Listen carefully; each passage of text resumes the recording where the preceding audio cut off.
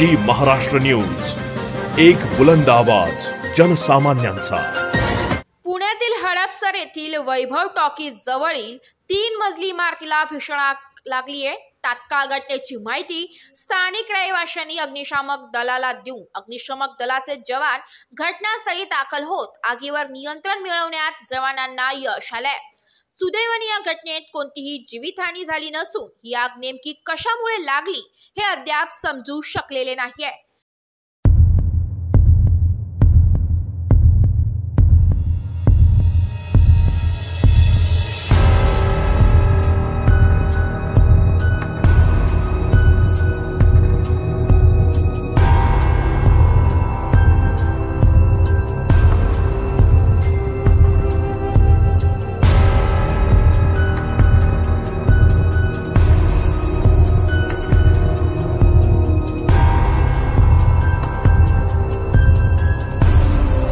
मात्र आगीमुळे 3 मजली इमारत जळून खाक झाली आहे। यामध्ये लाखो रुपयांचे नुकसान झाले असून इमारतीत अडकलेल्या लोकांना अग्निशमन दलाच्या कर्मचाऱ्यांनी सुखरूप बाहेर काढून आगीला आटोक्यात आणले।